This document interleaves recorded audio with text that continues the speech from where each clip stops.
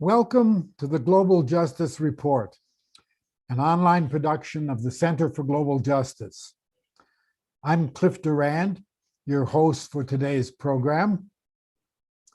The Center for Global Justice, El Centro para la Justicia Global, is a multinational and bilingual research center located in San Miguel de Allende, Mexico.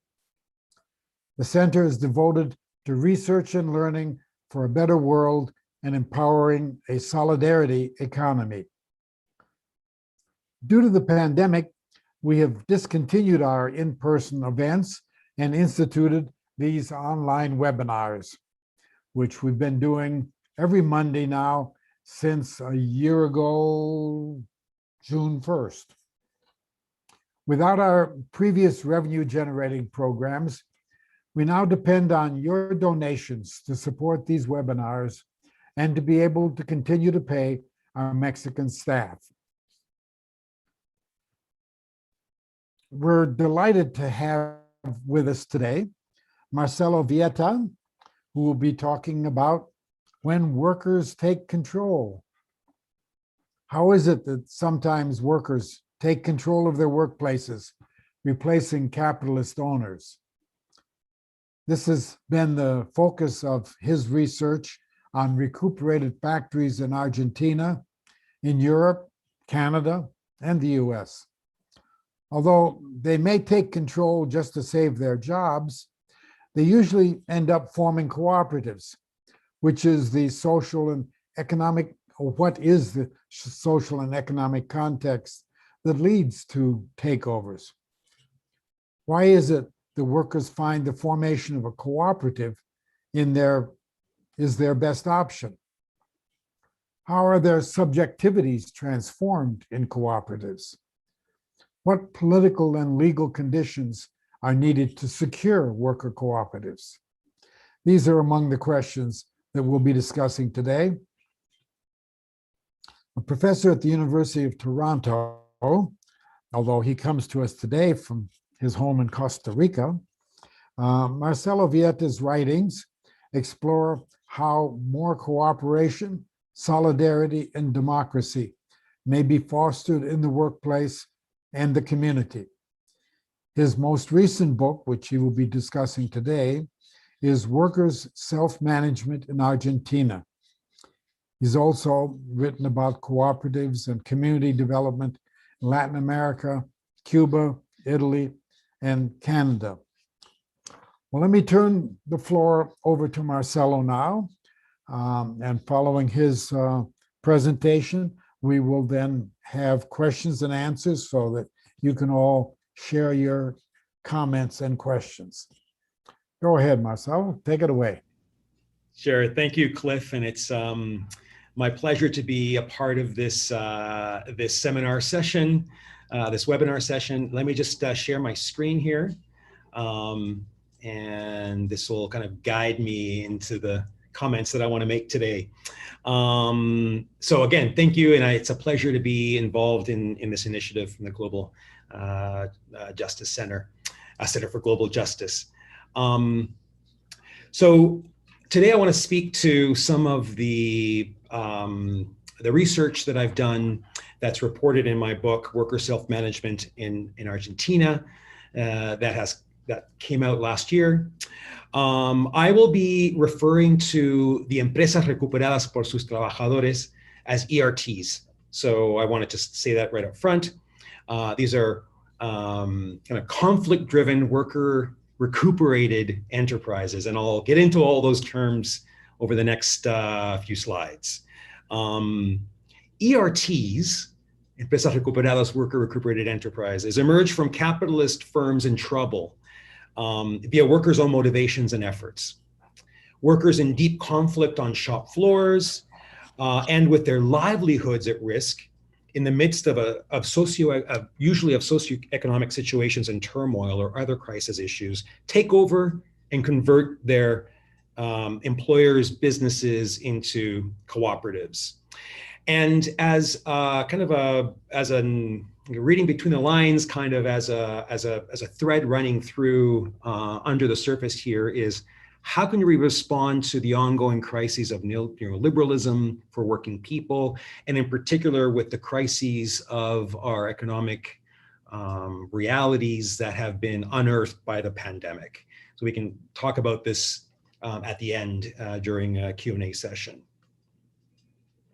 So I've been working with Argentina's worker recuperated enterprises, ERT, since 2005. I even worked in one of them, Chilaver, in Buenos Aires for about a month. I mostly got in the way, but I learned a great deal from engaging with the protagonists of the ERTs. I've also been collaborating with researchers and activist academics from the Programa Facultad Abierta of the University of Buenos Aires, led by Andrés Ruggeri. I've been working with them for a good portion of this time as well, and we've co-published together. This book, Worker Self-Management in Argentina, Contesting Neoliberalism by Occupying Companies, Creating Cooperatives, and Recuperating Autogestión, was published last year as a really expensive hardcover. That's mostly about selling to libraries, to university libraries. That's the yellow version of the book. And the cover that I like much better, and the version that I like much better, it's the exact same book, but the soft cover came out of, has been published by Haymarket Books, and it's much more affordable. And so that's a bigger version of the book that you see here. So it's a book that's based, it starts with the voices of the ERT protagonists.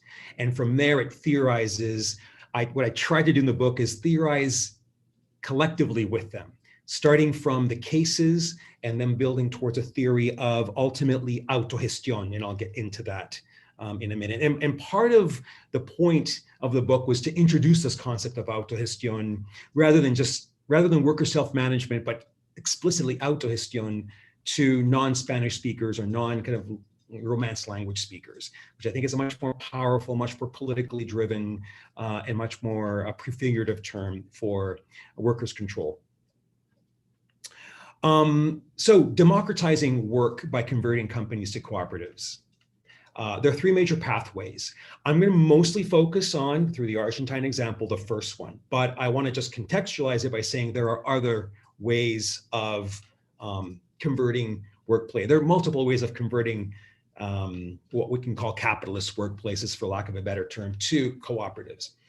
I've identified three in my research. The first one is what we find in Argentina, but also in other places in Latin America, Uruguay, Brazil, and in parts of Southern Europe. These are labor conflict-driven conversions. They're mainly worker-led, conflict-motivated, and defensive. It's workers defending their jobs out of conflicts on shop floors that mostly are radiating greater conflicts and crises in the political economy, usually around neoliberal austerity, the way that they get expressed on shop floors. Secondly, negotiated conversions. These are worker buyouts, for example. These are conversions that happen in places where laws are present, financial mechanisms are present, and where the conversion of a firm to a cooperative is kind of, the path is much clearer, but it also doesn't create as radical workplaces. And I'll get into why this is the case. Although they still convert to cooperatives, and I think they're still part of the conversion phenomenon in the world. And we find these mostly in Italy, Spain, France, in Quebec as well. And I'm currently involved in research exploring how conversions happen in Canada as well. And then partial conversions. These are conversions where workers either co-own the means of production or the workplace, but don't necessarily have decision-making rights, or perhaps have decision-making rights, but don't co-own.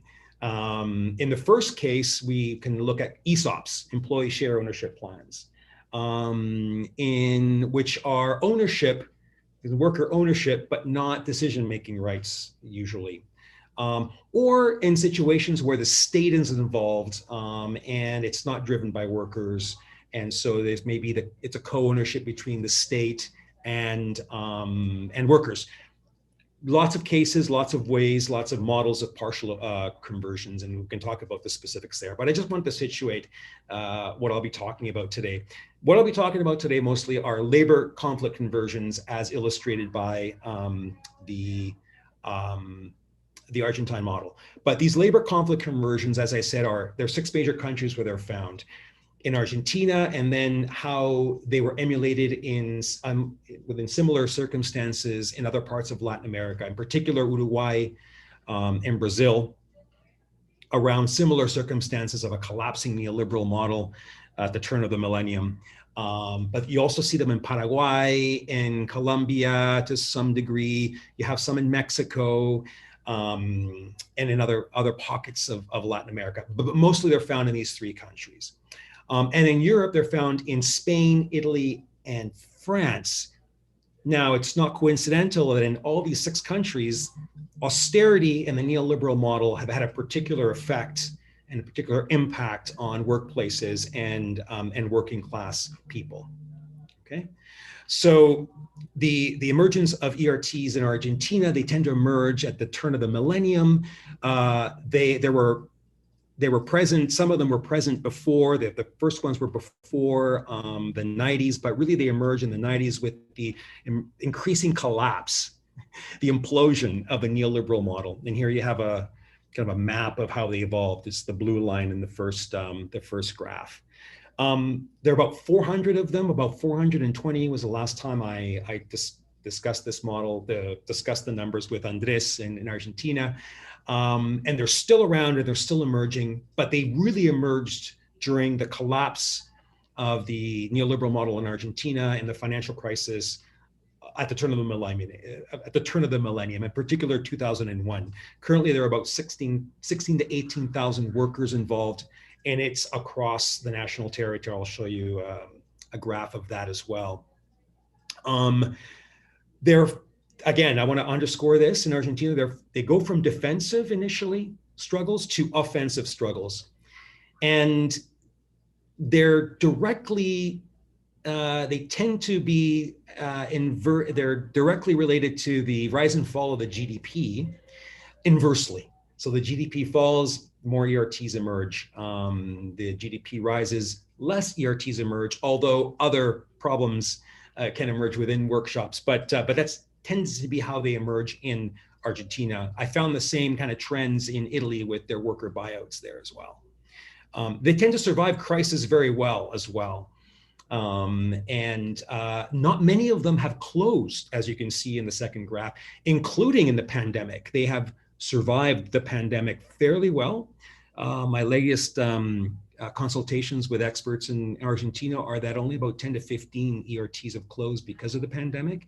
What tends to happen is workers are more invested and they don't want the firm to close because their livelihoods are kind of baked into the firm, and there aren't possibilities to find work elsewhere. So they tend to write out these crises. They tend to do things like reduce their salaries and other things that maintain these shops open. We can talk about those details in a bit. And they're present in all urban sectors in Argentina, across the national territory, but in particular in six major unions that have particularly strong militancy, historical militancy, and bottom-up grassroots initiatives. That's the metal, the steel workers, the metallurgic sector, the food production sector, the printers and graphics sector, printing and graphics sectors, textiles and gastronomy, and meat packing. These have traditionally been militant grassroots, militant unions with strong grassroots initiatives and lots of shop floor democracy. It's part of the reason why they have learned historically from these experiences, and workers in these firms, in these sectors, have this to draw from when they occupy and reconvert these plants to worker co-ops. But we can talk about that. I'll get into that in more specifically in a few slides. Let's talk about the political economy in Argentina. Why in Argentina? Why did ERTs emerge in Argentina and not in, for example, under the same numbers in Colombia or in Indonesia or in other parts that also equally suffered under neoliberal austerity? Well, there's a confluence. There's a confluence of conjunctures, a multiple set of conjunctures that occurred in Argentina at the turn of the millennium. You see 5 major conjunctures: heightened economic precariousness and crises across the political economy, bottom, both grassroots and also the greater political economy. The entrenchment of deep class divisions in Argentina. The rise of resistive subjectivities of social movements from below resisting the collapse of the economy. The concretization of tight community bonds in social movements merging with working class movements, and then new forms of cooperativism and workplace solidarity. So this tended to converge in what Antonio Negri called a rise of communitarianism or communitarian expressions of resistance and creative renewal. So broadly, the political economy was a really severe form or an austere form or a strong form of neoliberalism in the 1990s. Throughout the 1990s, Argentina embraced a series of neoliberal policies that included privatizing much of its public sector services and assets, fixing the peso to the US dollar. This was important, deregulating barriers to direct foreign investment, and dismantling long-established labor guarantees. Ostensibly designed to curb the hyperinflation that Argentina suffered in the 1980s, and kickstart a floundering economy, which it did at the beginning of the 90s. The results of these policies were ultimately counterproductive to the country's economy and to its working people. By the mid-1990s, there was capital flight. Capital began to fly out of Argentina, and local small and medium-sized businesses became uncompetitive.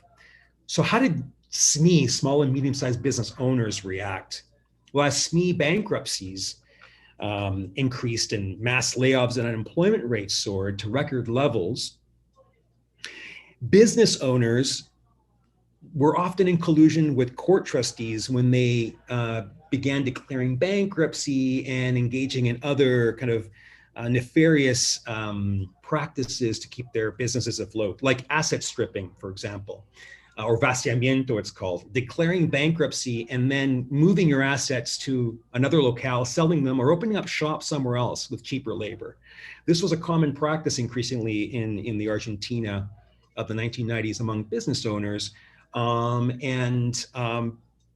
Some businesses collapsed due to they just couldn't compete with cheaper imports elsewhere. So some owners weren't kind of inclined in this kind of nefarious way, but some were and tried taking advantage of the situation. By the early 2000s, more and more threatened worker collectives were catching on to this, and would decide to occupy firms and eventually open them up as cooperatives. They relate, and I've used in my book, E.P. Thompson's concept of the moral economy of work. So the basic labor contract, that kind of compact between owners and workers, the employers and employees, was broken. And given that, a moral economy emerges. Okay, well, you're not living up to your end of the bargain, so we have a right. Increasingly, we have a right to take over private firms, and so dignified work takes over and overrides for these workers and for the general public in Argentina, private privacy laws. Or sorry, not privacy, sorry, overrides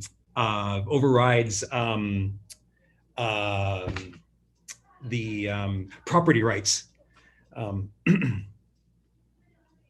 How did working people respond to this situation? Well, starting around 2 decades ago, a twofold movement of resistance and renewal brought together Argentina's social justice groups, such as the piqueteros, the neighborhood assemblies, the barter clubs, community self-provisioning experiments, and the ERTs. On the one hand, this was a broader movement at the same time that neoliberalism had its deep roots. And when it started collapsing, it also created rebellious subjects who had had enough of the corruption, capital flight, and catatonia of the neoliberal experiment that led to the subsequent sociopolitical crisis of December 1920, 2001. On the other hand, it was a massive bottom-up project of conceptualizing and proposing alternatives, creative alternatives, and socioeconomic arrangements. So as rebellions against the neoliberal status quo, against constituted power, the turn of millennium social movements strove to, what they ultimately did was assisted in choking the main institutions and arteries of neoliberal capitalism.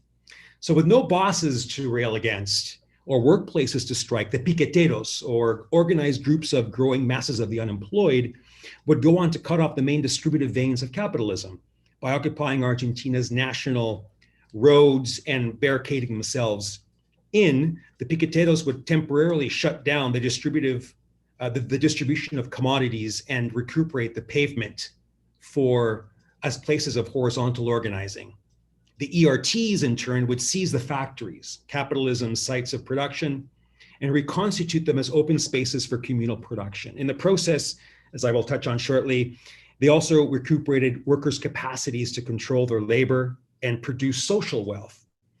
Neighborhood assemblies would occupy the sites of reproduction, of life and labor and public spaces, including local parks and plazas, and create people's assemblies contesting the failing state's grip on power by recuperating practices of direct democracy for local governments, for local governance. At the same time, they would also refute representational government and authoritarianism.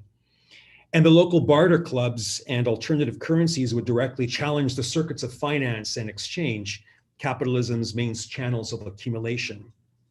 So these are all notions of a moral economy that emerged, again, borrowing from E.P. Thompson, around this time in Argentina.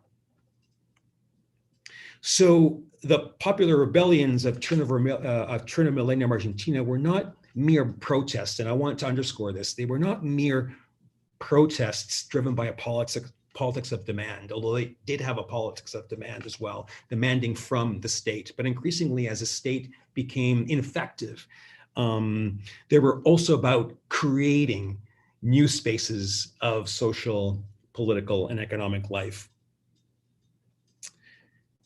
Both of these aspects were embedded in the collective cry of fury heard around the world during the mass uprisings of 1920, December 2001. Que se vayan todos. Everyone in the political and economic establishment must leave now. Implicit in the slogan was the twofold practices of rebellion and prefiguration. From countless grassroots groups, as they collectively conceptualized and co-produced other socioeconomic and political institutions that some of them I discussed in my previous slide. And these were specifically counter to neoliberal austerity and the stagnant institutions of kind of status quo constituted power. So for the ERTs, for increasing workers that converted their workplaces to co-ops, what inspired them, and the slogan that kind of underscores how they proceeded to do this, was ocupar, resistir, producir, or occupy, resist, produce. They borrowed this from Brazil's landless peasants and workers movement.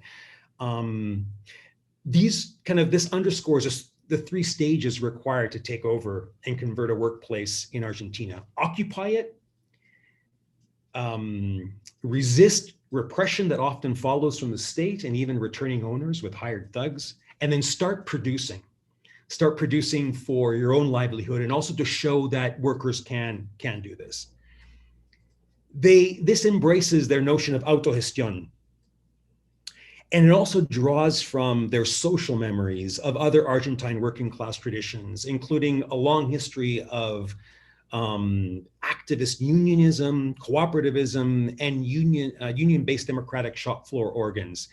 For example, let's remember that in Argentina, there's a long history in many unionized workplaces of internal workplace commissions, internal workers commissions, comisiones internas, asambleas, workers' assemblies, and cuerpos de delegados, or shop stewards committees.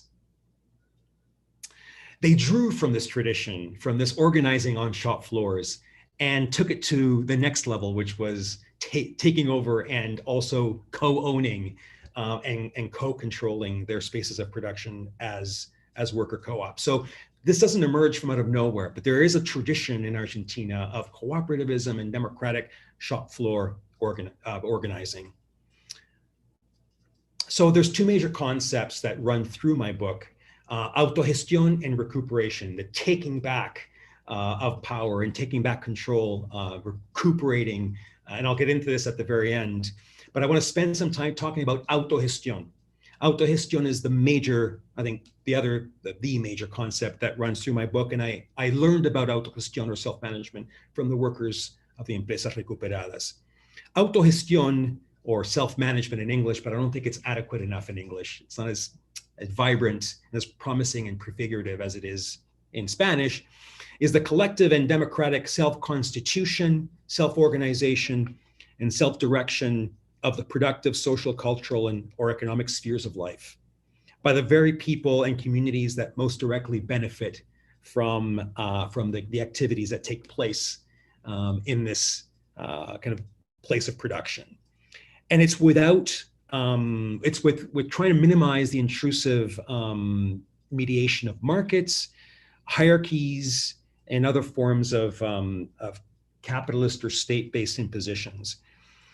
In short, it's the desire of working people to self-determine a collective's own socioeconomic destiny. And I spend time writing about this and theorizing this in my book, starting from the actual words of the workers themselves. And if I can quote a worker that I interviewed, Javier de Pasquale, he defines autogestión better than any other definition I've ever seen. This was in an interview that I conducted with him in 2009. For him, autogestión is the possibility that we all people have to realize ourselves professionally, economically, and in our capacities to labor. It emerges from within ourselves and together with the people with whom we want to share this realization, but without sacrificing personal freedom, without sacrificing personal dignity, and from our own developmental potential. It is, in other words, about the possibility of the full development of the person. So let it not be said that workers can't theorize. It was very, I think this is the most, one of the most articulate definitions of autogestión that I've come across.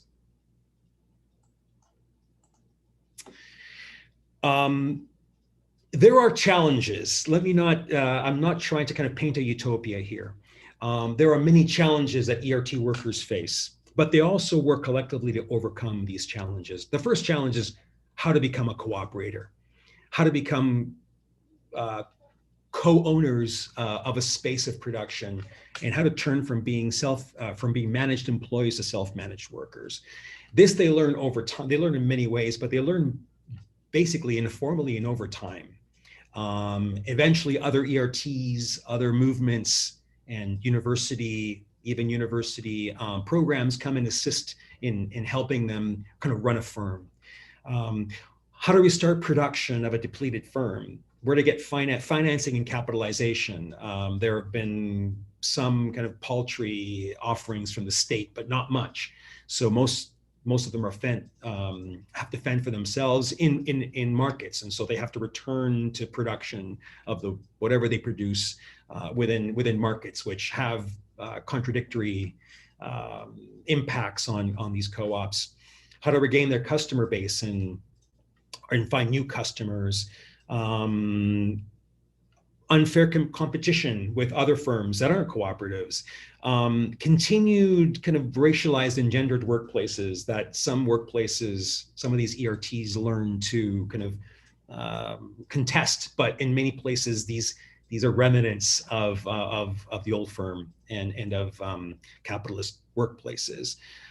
Inappropriate bankruptcy, labor, and cooperative laws, and adequate state support. Some of this has changed. State supports have improved over the years, especially with this new government of Alberto Fernandez. The ERT workers have organized into self-managed workers organizations that have lobbied the state to transform business, bankruptcy, expropriation, and co-op laws in Argentina that now make it infinitely easier to form cooperative from a converted workplace and is institutionalized in the process, so to speak. With this new government of Alberto Fernandez, now the ERTs went through some hardships during the Macri, the conservative kind of return to neoliberal Macri government. But with this new government of Alberto Fernandez, there have been some interesting developments. For example, the Ministry of Social Production and in the Ministry of Social Development, there is a presence, increased presence and recognition of cooperatives, the social economy, and ERTs. There's a new law of the recuperation of productive entities that are emerging in Argentina. There's a national international consultative committee of self-management, autogestión. I'm on the international consultative committee. There is a commission for empresas recuperadas in the Ministry of Social Production. INAES is the associative and cooperative kind of body that oversees the social economy in Argentina. They've taken a stronger, much more stronger interest in worker recuperated enterprises, and also transforming laws. So these workers were still considered under Argentine laws autonomous workers, that is self-employed workers. So they lose much of the benefits they enjoyed as employed workers. So there's a struggle to kind of regain some of this and some of these rights and social securities, and that's there's been some positive developments around that. So in my book, I talk about the radical social innovations that the ERTs show, and despite some of these difficulties, they managed to innovate socially in radical ways that contest radical in the sense that they contest the capitalist workplaces, although they maintain in ways some of that imprint because they have to engage in markets. But they do creatively respond to the situation of now being cooperatives. And by social innovation, I mean these are innovative solutions to social problems, processes, ways of doing things, and outcomes that are innovative, and they're radical because, like I said, they contest in many ways the capitalist way of doing things. In my book, I talk about 7 radical social innovations. I want to boil it down to four social innovations. The first radical social innovation is how they create a social and solidarity economic practices in response to increasing crises and threats. They humanize rather than speed up work, for example, or they recycle the production of one firm. They act collectively as firms and as collectives of ERTs and co-ops that, for example, the refuse of one cooperative will go into and become the products of the input of another cooperative. They build networks of solidarity as they share production, but also support each other when one ERT is having some difficulties. They go and support other social movements. So they act collaboratively rather than acting competitively with other social economy organizations or with other ERTs. And I can talk about more examples and more ways that this happens. The second radical social innovation is that they become infinitely more egalitarian and horizontal firms. They recontour the divisions of labor, the decision-making processes have become much more horizontal, their administrative structures, and their remunerative practices. For example, almost 2/3 of them practice egalitarian across the board remuneration despite skill sets. And we can talk about why that happens and what the impacts are. And they're run by recallable workers' councils voted by amongst the cooperative members. Importantly, they also take breaks together and break up the working day. So, for example, on the bottom left, you see the mate station in the middle of the firm. And this might, or the middle of the workplace. This might seem trivial, but it's not.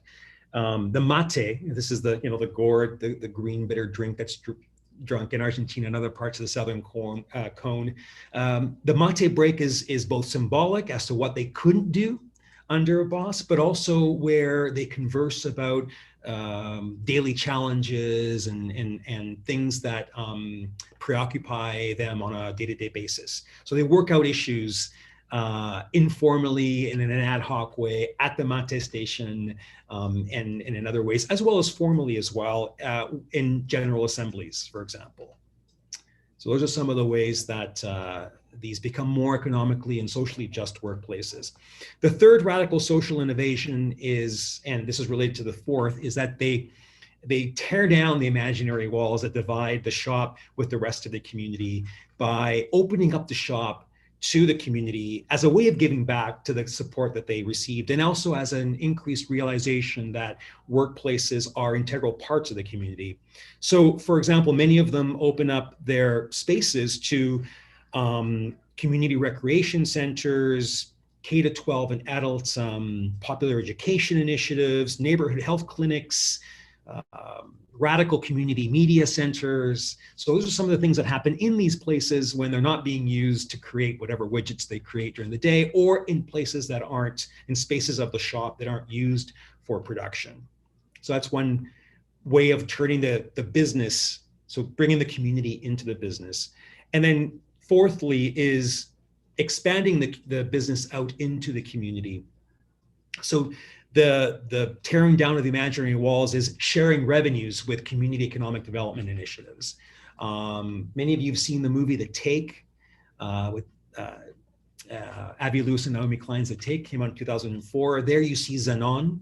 Zanon is one of the first ceramics. It was a ceramic ERT in the province of Neuquén, and they've done tons with the local community, including helping to construct a local hospital. One of my case studies was in Unión Solidaria de Trabajadores. It's a construction firm in the southern suburbs of Buenos Aires. And they created, for example, here you see affordable and dignified homes for many people in the community that lived in kind of precarious living conditions, and also workers that didn't have homes.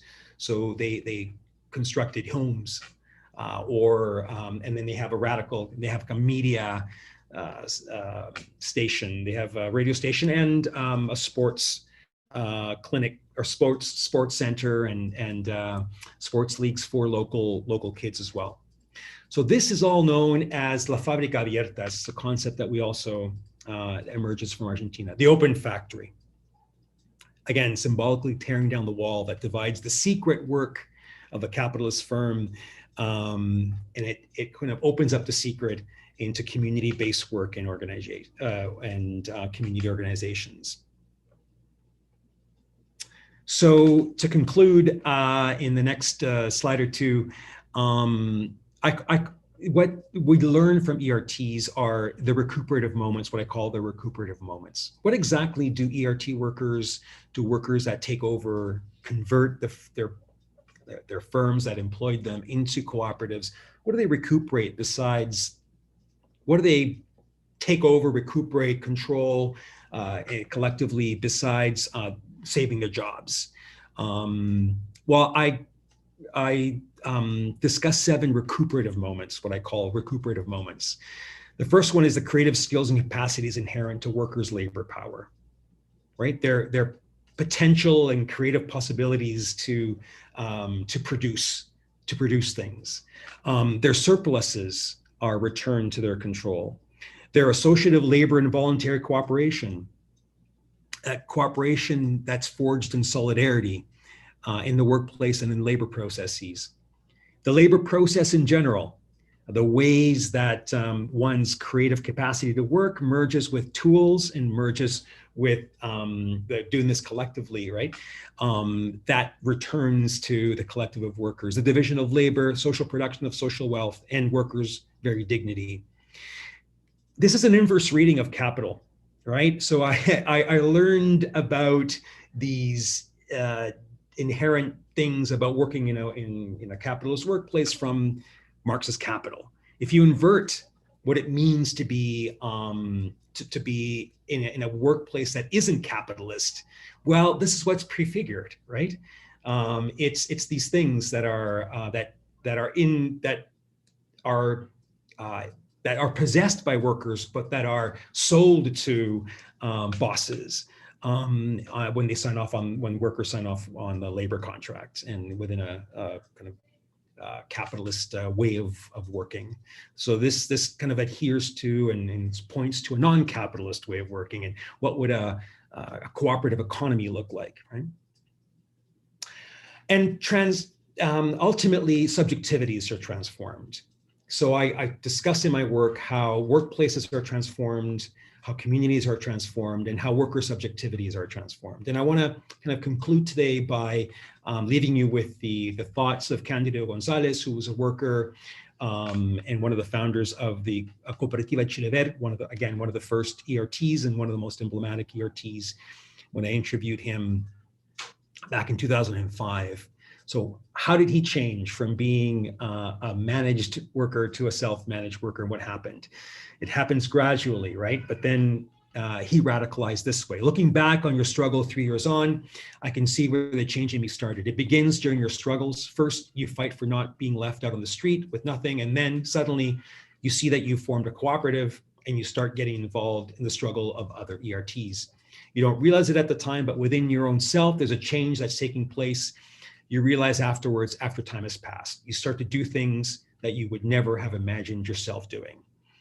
And then finally, and I will end with this, we're talking about a labor commons here. We're talking about converting workplaces to a labor commons. And this is what I think is the prefigurative force of ERTs and worker recuperated cooperatives. It's in their circulation of the common, their promise to circulate the common, rather than circulating capital, rather than the circulation of capital.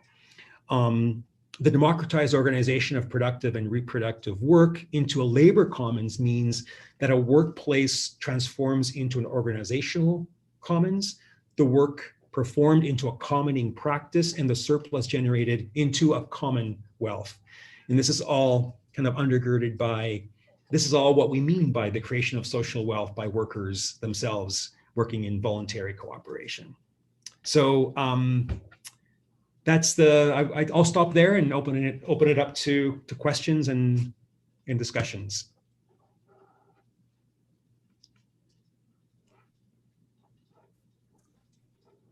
And let me just minimize this. Okay. Well, thank you, Marcelo. You've put a lot out there for us to think about, opening a view into a different world most of us have usually experienced. A word on how to do this discussion.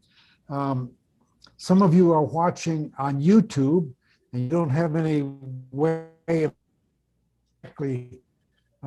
presenting your questions or comments to Marcelo. But what you should do is send an email to global.justice.cliff@gmail.com. And I'll monitor that and pass your questions on to those in the Zoom room. For those who are in the Zoom room, of course, you can present your questions and comments directly. And I will put my screen on gallery view.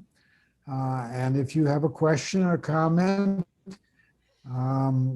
wave at me and I'll call on you. I see Al Campbell has joined us.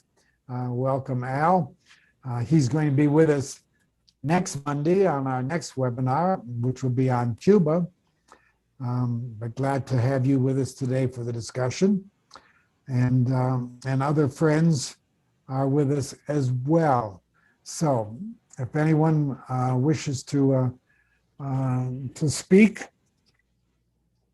on your video and wave your hand. Unmute yourself. Yeah, I'd like to say something. Can you hear me? Yes, James Rhodes. Yeah, I'm James Rhodes. I'm now, keep in mind that I'm sort of in elementary school or maybe kindergarten on some of the stuff you're talking about, and a little bit, some of it was a little bit over my head, but I'm generally in agreement with a lot of these kinds of things, but don't quite understand all of it. First of all, my first question is, I think about the countries like Norway and Sweden.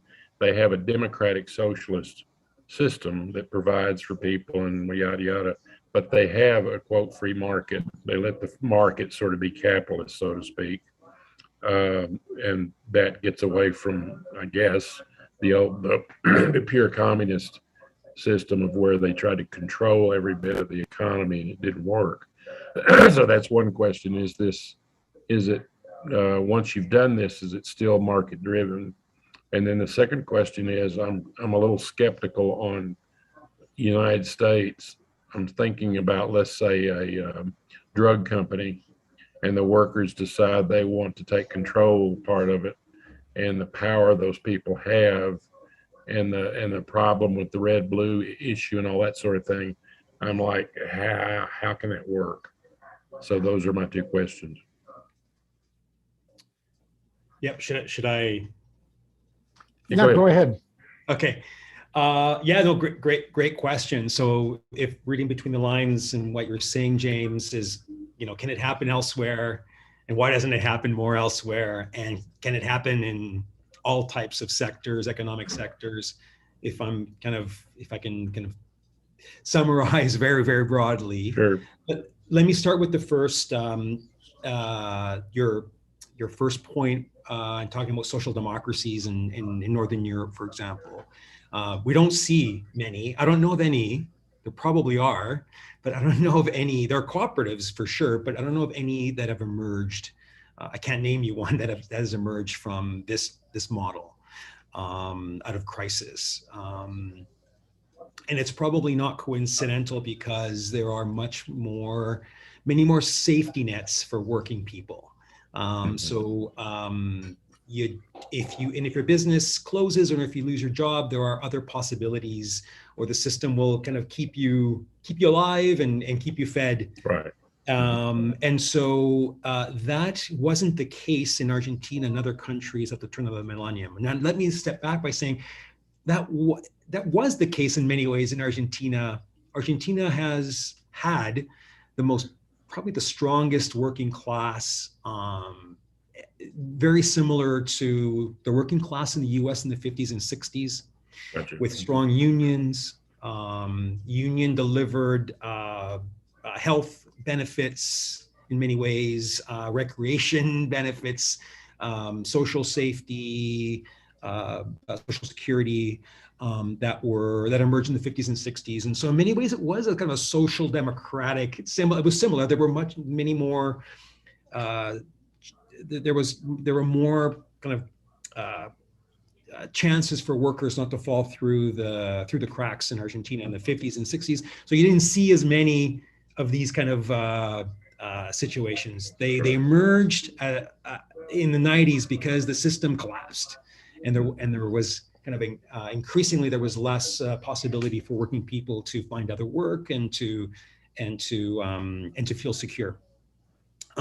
So you see them emerging in situations where these more like labor conflict conversions emerging, where the system has significant amount of cracks for working people that they will do these radical things like taking over and converting workplaces. It's also a convergence of, it's also found in places where there's a history already of cooperativism, of strong unions. So that tends to be where they emerge. So right. Probably why you don't see as many of them in the US or in Canada or in other places. But let me say that in the US, there are conversions to co-ops. New Era Windows, for example, in formerly Republic Windows and Doors in Chicago is one example. But there are others. Might not be the conversion. New Era Windows was a conversion of a workplace in Chicago into a cooperative. But the creation of new forms of co-ops that are kind of radical co-ops by Latina workers in New York, for example, Latina cleaners and healthcare workers. New York is becoming quite a hub of these kind of more bottom-up, grassroots-driven co-ops, worker co-ops. Really innovative legislation that's coming out of the States too that potentializes these as well. And in Quebec, with strong labor unions and a strong social economy, you see the ambulance sector, for example. Much of it is we're converted from public sector and private sector ambulance companies into worker co-ops in different circumstances, but in many ways not, right? So, and you see them in Italy, you see them in France, you see these experiences in countries that we would consider more, akin to Canada or the US. So it's a convergence of things. It's historically informed as well, but we can learn from them. And certainly there's nothing preventing them from occurring and happening in other parts of the world, should there be kind of an awareness of them, or should unions or workers get together and propose them. There's nothing stopping them legislatively and economically. It's a lot of it has to do with social political practice and how much workers know about this possibility. I don't know if that answers. Just the part, but the other part was about the free market idea. If you have this, where this happens, do you still have the free market to set prices and that sort of thing? Of course, I know now they say we have free markets, but we don't, because certain companies control it. It's not true. It's not true. What's the word I'm trying to? It's not what it's supposed to be. But in these models, can you still have this model and yet have a quote free market? Well, yes. And in Argentina, although I spoke about its radicalness and it's pointing towards a kind of non-capitalist or less capitalist way of organizing, they still operate within the market. They still primarily operate within the market. They also operate outside of the market in the sense that they trade and barter amongst themselves, but really the bulk of their the revenues are generated in the market. They're producing the same types of widgets or products that they produced or services before, but now cooperatively run. And the worldwide cooperative sector, cooperativism in the world primarily operates within the market, within the free market sector. So it's another form of business that is competitive. It can be as competitive as a privately owned firm.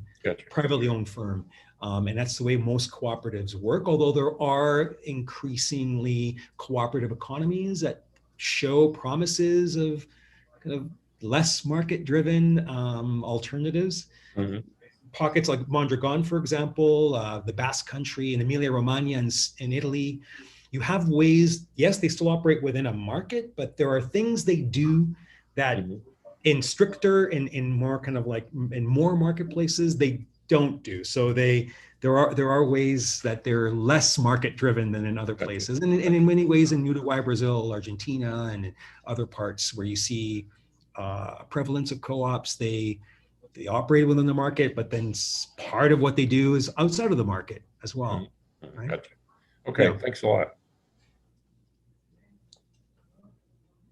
On conversions to co-ops, it's been pointed out that one likely area of an increased number of conversions comes from medium and small private businesses where the owner retires, and rather than passing the business on to family, may not have family members to take it.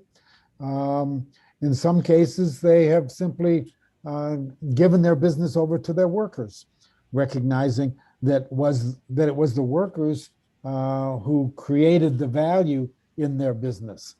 Do you see that as a promising approach to conversions? Yes, and that's how they mostly happen. For example, in Canada, especially non-Quebec Canada, or the rest of Canada, as it's called, and in the U.S. too. Most conversions in the U.S. And most conversions in Canada. Canada has about 200 conversions we've tracked in a project called Co-op Convert that I'm leading in Canada, come from succession. And there's a report that you can, if you go to www.coopconvert.ca, you can find a report on SME succession, SME business succession and conversions in Canada, and most of them happen. We trace out the succession crunch, the so-called silver tsunami or gray tsunami succession crunch, and how conversion to co-ops could be a way of sustaining these businesses. So it's a less radical approach, and it's a less radical thing to be looking at necessarily, because it doesn't, it's not workers occupying necessarily, so it doesn't have that element to it. But it's as legitimate and in many ways, these creation of cooperatives during in this model they're robust businesses, and it's not businesses in crises. So definitely you see that being the trend in Canada, the US, in pockets of Europe where they happen, in the UK, for example. And they don't all convert to co-ops, although for me that's the most promising form of conversion. In the US, they are increasingly they're the ESOPs. Many of them convert to ESOPs. In the UK, they're employee ownership trusts, similar to ESOPs, and even social enterprises.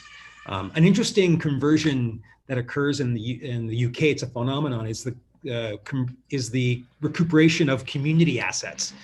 So, for example, in the UK, pubs that are privately owned pubs, and pubs are centers of the neighborhood, and especially in the UK, right? They're very important. There's a phenomenon in the UK where pubs are converted to community cooperatives, where in particular neighborhoods where these pubs are in trouble, the community gets together and forms a cooperative. In Italy, other forms of and other sectors like small towns in Alpine Italy that are depleting in population, the portions of the town and portions of the business are converted to cooperatives, and they're called community cooperatives, and that kind of sustains these small towns, and often they turn to tourism, so they become community co-ops based on tourism, and they preserve, like, for example, one I know of in Emilia-Romagna is this traditional pecorino cheese production, and now it's an eco-tourist hub. It's called Succiso. It's one of Italy's first community co-ops. Really promising use of this conversion to save entire towns, for example. So there's a lot of promise to these conversions, and they don't all have to be converting to work co-ops, and they don't all have to be out of labor crises, right?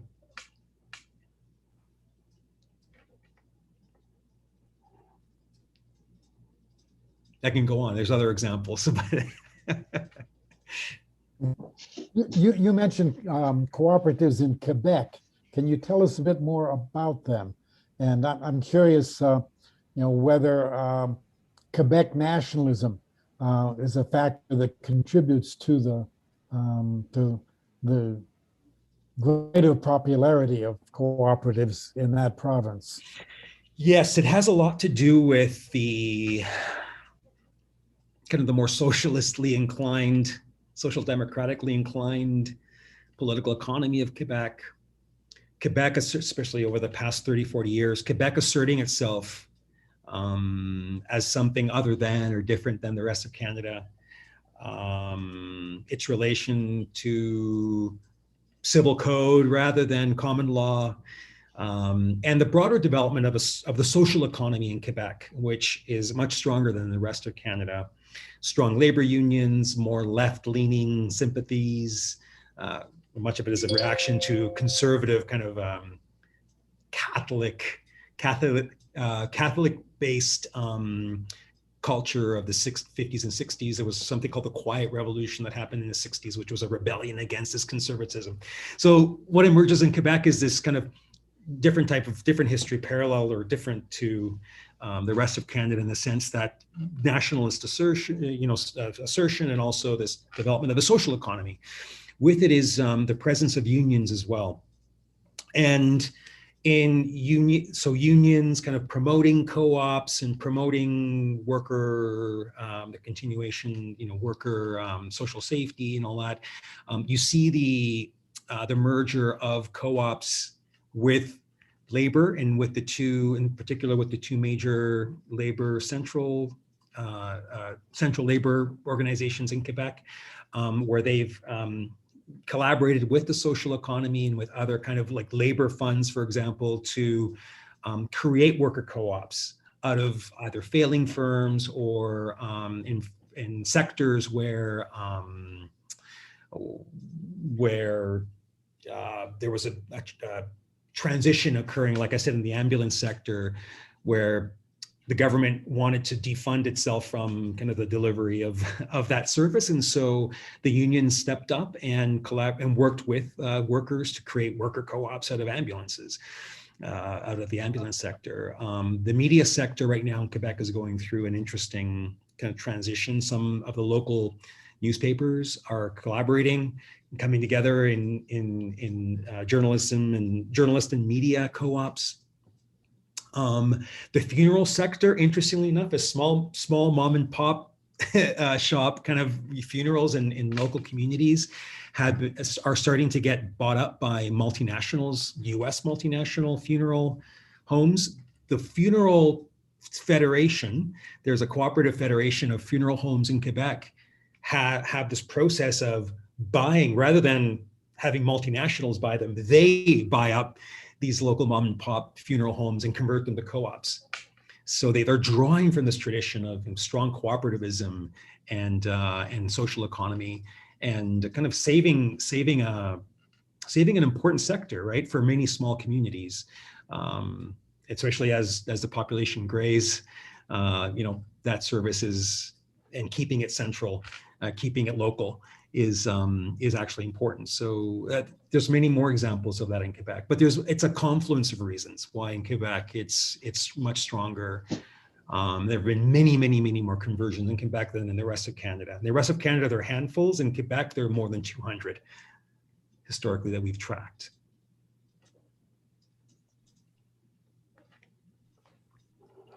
I see Chris Kellogg has turned on his camera and is waving his hands.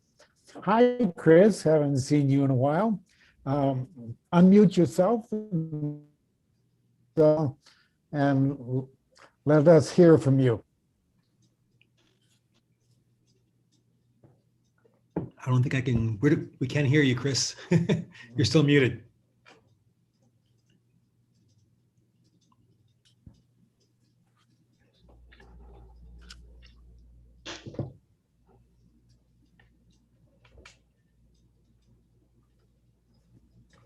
Well, can you hear me now? Okay, Chris. Yeah, we can.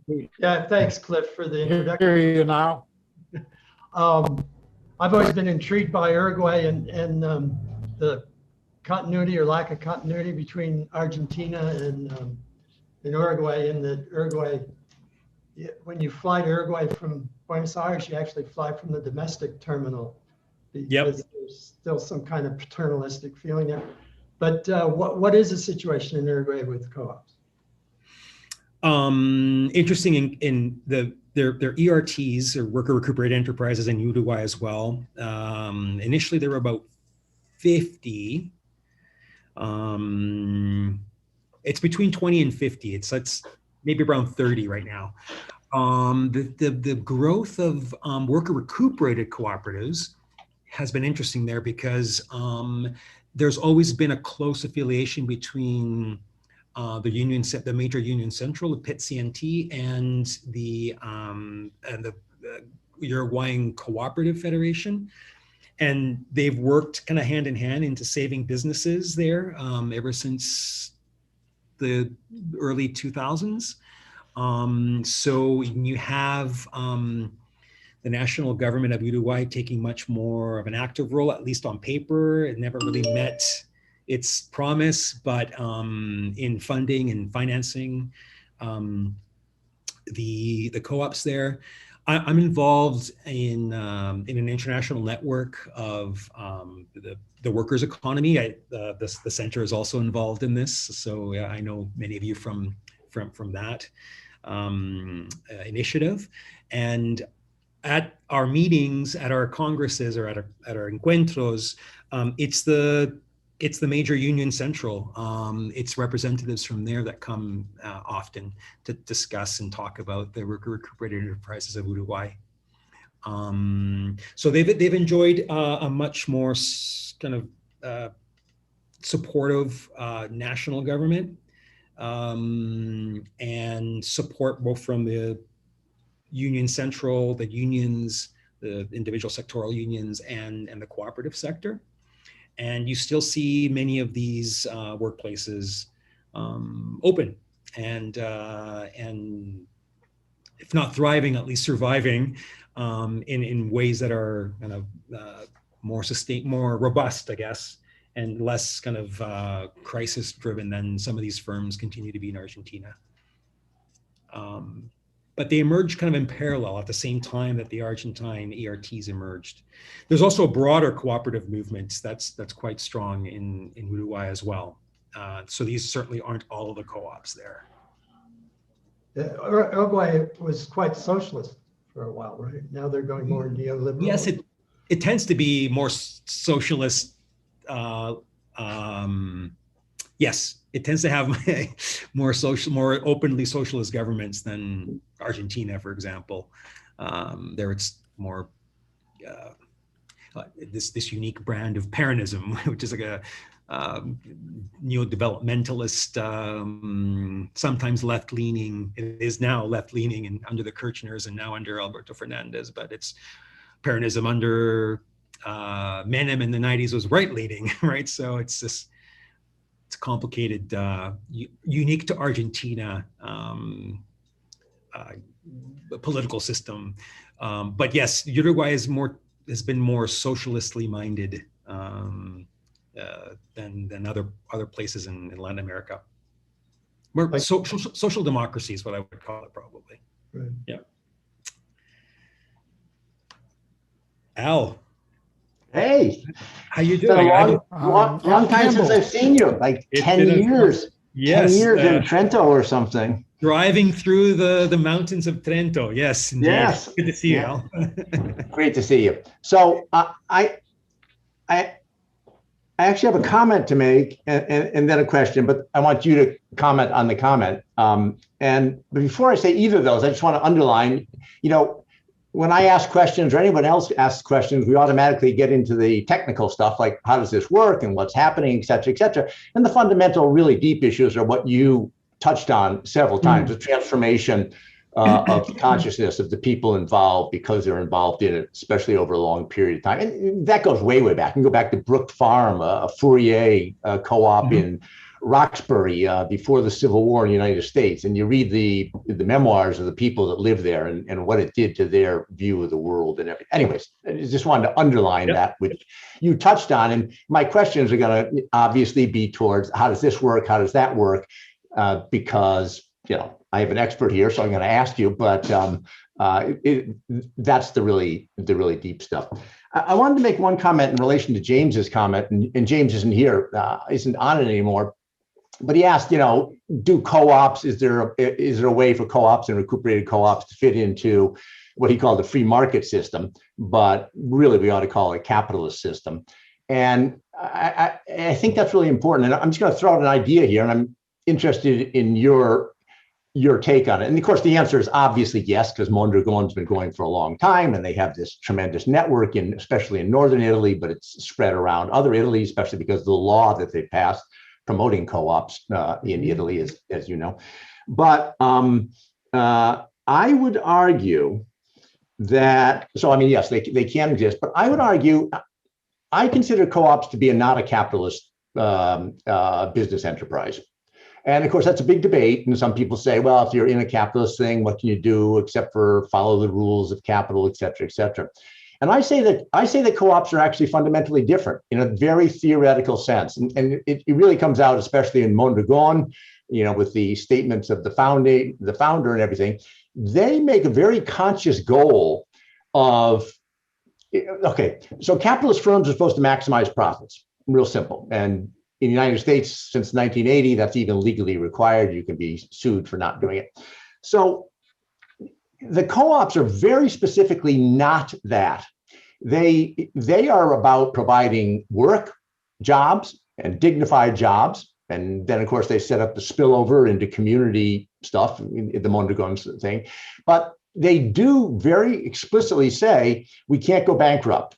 It's not a deep idea. We can't go bankrupt. That's an imposition of the forces of capitalism on them. But that doesn't make, it's a different goal to maximize profits than to maximize employment and well-being subject to a constraint that you can't have negative profits. Those are two different problems mathematically. They're two different problems, politically, socially, et cetera. Anyway, so that's my just a statement in relation to James, and I'm wondering what you think of it. I'm flat out, and other people disagree with that. Other socialists claim that co-ops are just some sort of. We know we know that there's plenty of co-ops like in Nicaragua where they set up tons of them, which were really just covers, and those people really were out maximizing profits, et cetera, et cetera. But if it's a genuine co-op that's serving co-op purposes, I maintain that's not a capitalist organization. So that's my question. And then that's my statement. And I wanted to respond to that. And then the question is this. My question is, how do the firms in Argentina survive? And, in Europe, as you know, sort of one of the bellwether things was the lip struggle in 1980. And of course, they had to reach out, the France watch factory on the border there of France in 1980. And so they had to, reach out for international support in order to keep going. They sold watches, but watches weren't really selling enough to keep them going. And eventually they went under. And so this is my concern. How do they do it? In some sense, I have this feeling, some people argue that it's really only small companies that can really do this. And maybe even that helps if you have a law like Italy, which really, well, of course, Italy had a network of small companies even before they had co-ops, going back to Alfred Marshall writing at the end of the 1800s about small companies in Northern Italy versus the rest of the capitalist world.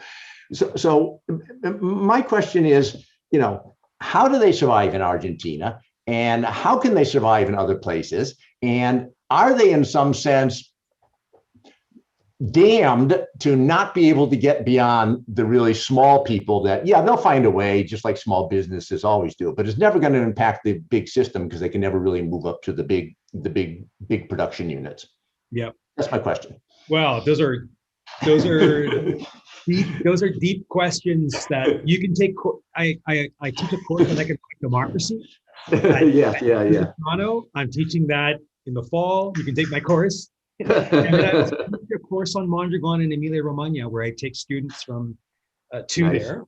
I do that in conjunction with St. Mary's University. They have a program in cooperative management program. And so anyway, but you get into all these things in both those courses, and I teach on the social economy. But let me start with the first. And yes, I agree with you, Al. I don't think they're capitalist businesses for various reasons, because they defy, for many reasons, of the reasons that you mentioned, and some other ones, what a capitalist business is fundamentally about. On the other hand, they work within the market, usually, and in the competitive market.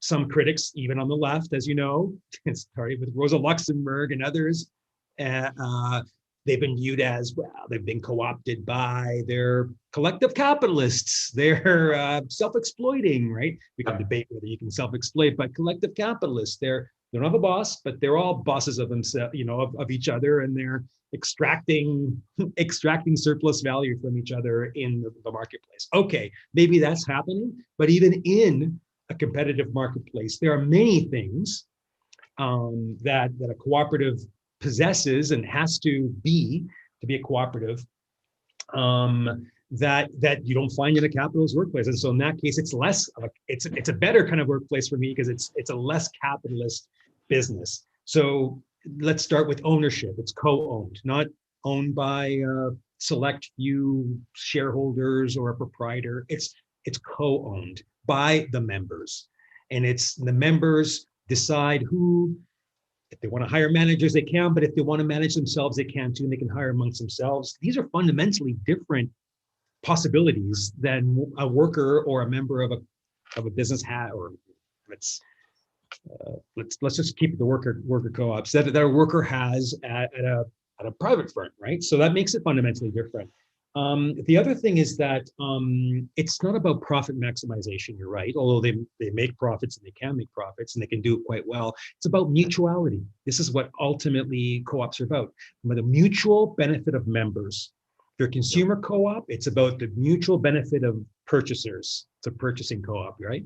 If you're a worker co-op, it's about the mutual benefit of workers. And what you want to do is maximize jobs and maximize income, not maximize profits. And the consumer co-op is maximize good products at a good price, right? In a financial co-op, it's like a bank or a cooperative bank or a cooperative or a credit union. It's about maximizing the savings and securing the savings of savers. It's co-owned by savers, and right. So these things make them fundamentally different. It's not separate shareholders living somewhere separate from, and usually from the business, right? So usually what this means is that co-ops are ingrained intimately in the community. Their members, whether they be worker members or consumers, they're in the community. So they tend to be strong community organizations. Again, they're not owned by distant shareholders, but it's about local, ultimately social wealth, right? The creation of social wealth by local people. That's what makes co-ops strong and why they are different.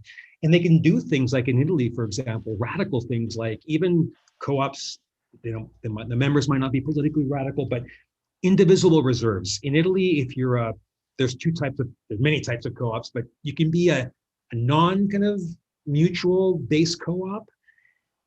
And most of them are, if you're a mutually based co-op, enjoying the tax benefits and all the other benefits that means, it means that you have to have undivisible reserves.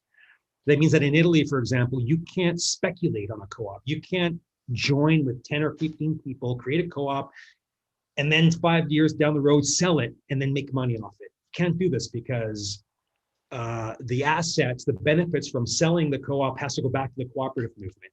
And then there's all this complicated, kind of complex formula that says that revenues and profits and revenues that come in have to be subdivided into the cooperative to ensure it's running, that it doesn't collapse or whatever. So it's called undivisible reserves. You don't see this in private organizations. It's not undivisible reserves. The reserves and the revenues go to shareholders. That's the whole point, right? So all those things make it non-capitalist, although they can operate effectively in a marketplace as well.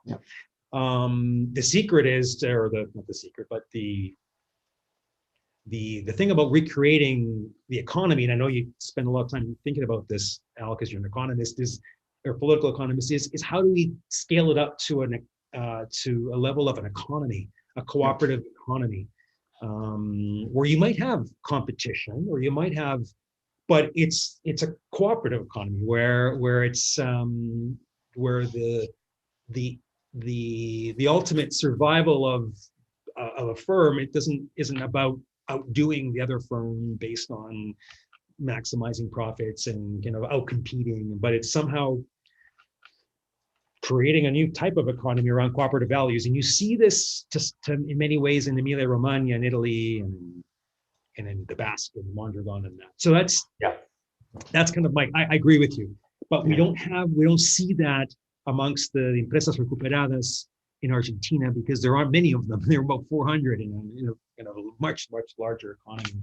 So that it kind of brings me to your to your second question, which are how do they survive? Well, by the by this kind of mutual, by this transformation of subjectivity of the worker members in the ERTs in Argentina, by their sheer willpower sometimes, because especially around the pandemic and around kind of negative policies against kind of co-ops around during the Macri regime, in Mauricio Macri regime in Argentina. They were kind of anti-social economy. They kind of did their best to survive in kind of less than favorable circumstances. It means not paying themselves sometimes. It means collaborating with other co-ops or other social movements. So there are times where in some sectors in some of these co-ops, in Argentina, their workers are barely making a living, right? But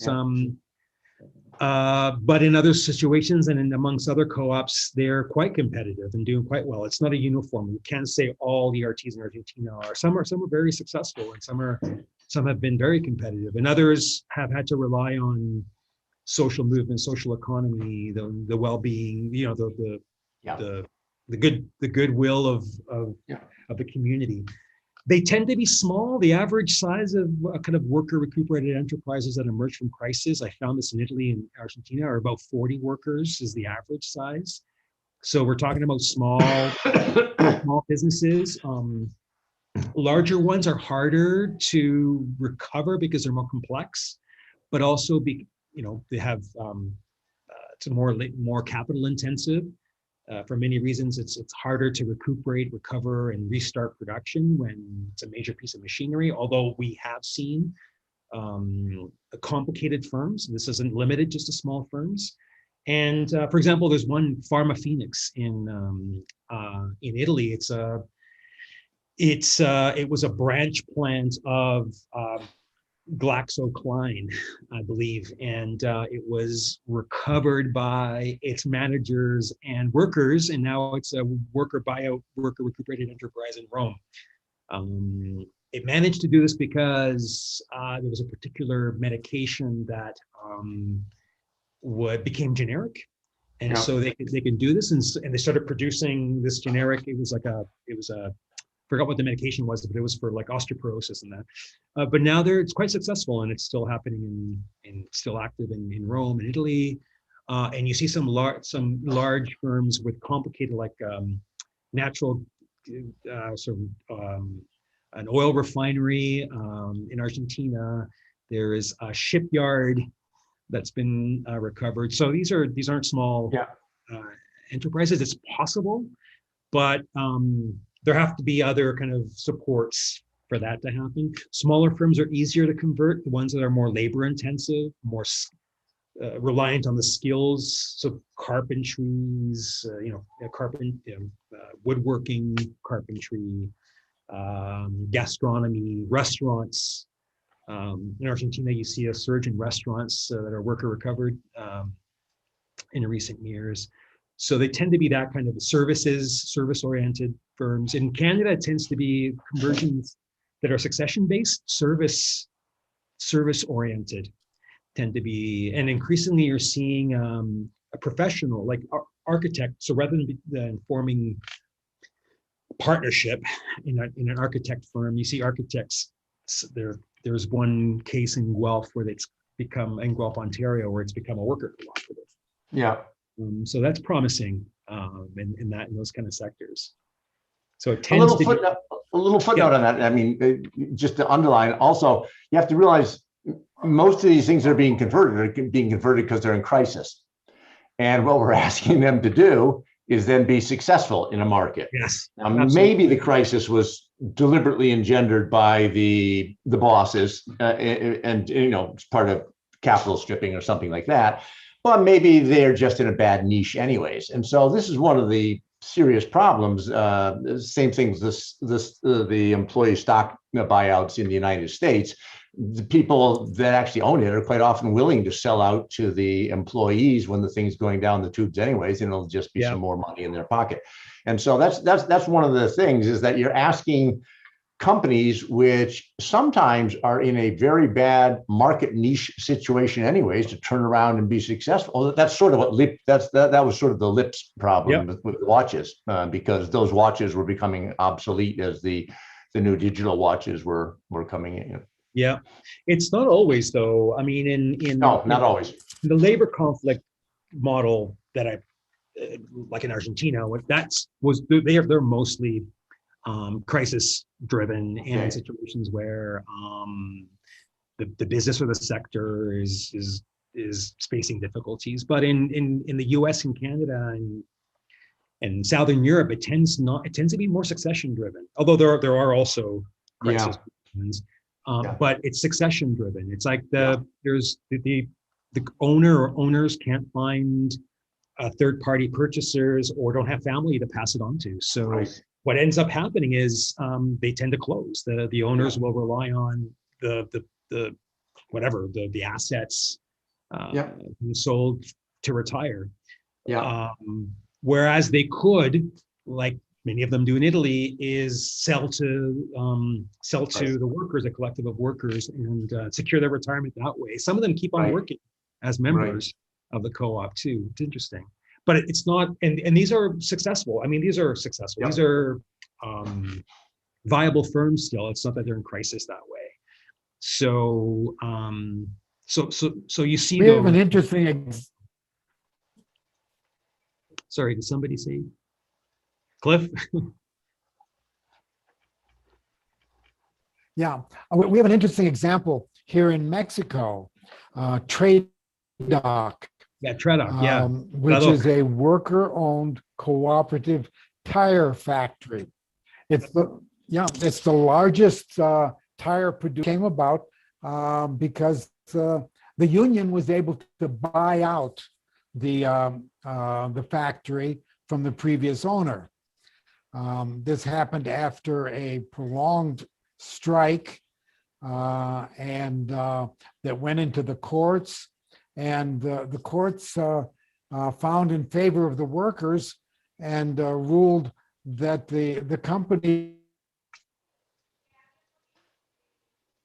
workers forget a huge amount of money, which was sufficient to be able to buy the factory from the previous owner. And so that's how it came about. It was as a result of a conflict. As a result, the workers found that, well, in order to save their jobs, they ended up having to form a co-op and collectively buy the factory. It's still operating as a very successful cooperative. We visited it several years ago, and it was very, very impressive. Yep. There are examples of that in Argentina too, where the union was involved. Or one interesting case was a tractor manufacturer in Argentina where the workers formed. So it's owned by three parties, four actually. It's called Pound Tractor Manufacturer. It's Latin America's largest tractor manufacturer, and there you had the workers, the blue collar workers, created a third of 33% ownership. The retailers, the collective of retailers from around Argentina that sold the tractors were another third, and the administrators or the former managers formed another third. That's 99%, and then the 1% left is the community of Las Varillas. They're all co-owners in this kind of worker recuperated but kind of community and kind of retail sector recuperated firm. It's really innovative, and it kept the factory going, kept it local. Other examples of unions being involved as well in Argentina, and then in Quebec, I forgot to mention this when you mentioned Quebec. There's a model that's really unique to Quebec, and it's called the worker shareholder cooperative, so that the workers can form a cooperative and co-own the business together with other more traditional types of owner types. So this is really interesting. So the workers don't have to buy out the whole thing.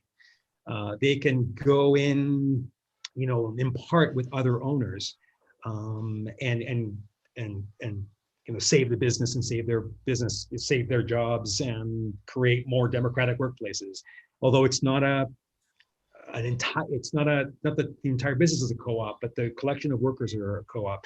And in Spain, there's a unique model that's called sociedad laboral. So it's not a cooperative per se, but it kind of is.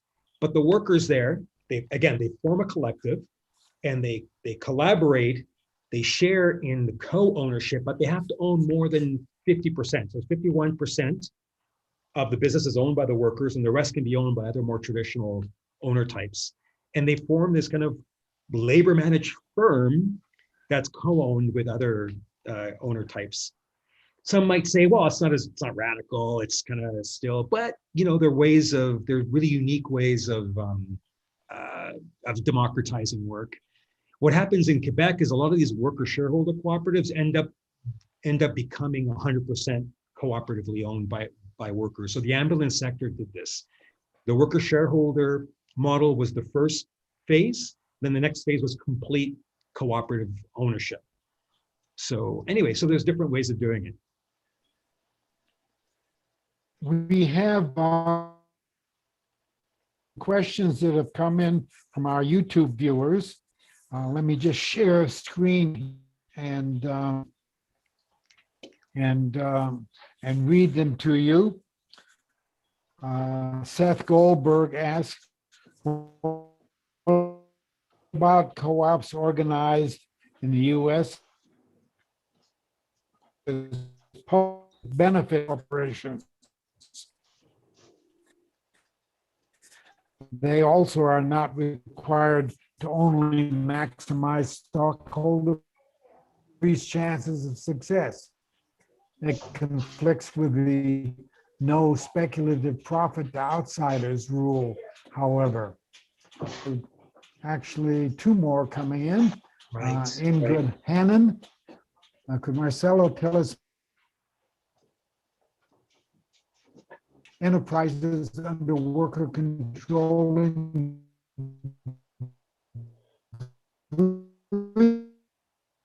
Greece, parallels between the Argentinians and Cuban experience?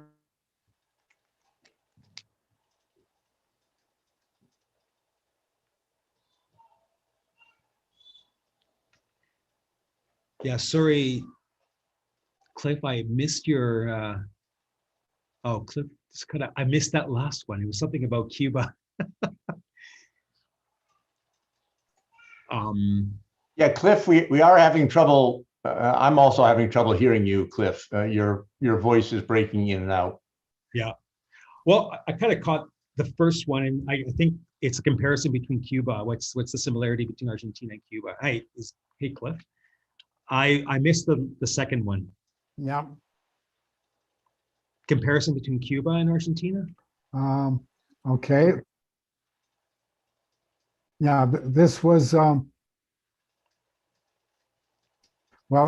Greece and Argentina. Okay, yes, Greece and Cuba, yeah. And also he asks about Enrique Novas's view of Tentaciones. Do you think ROT's capitalist?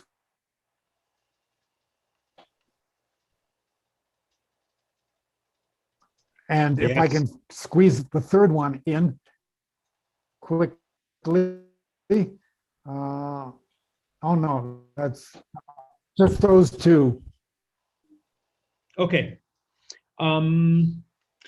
So not all co-ops, so let me start with the first one. Not all cooperatives have to be for profit. You can, in fact, many cooperatives are non-for-profit.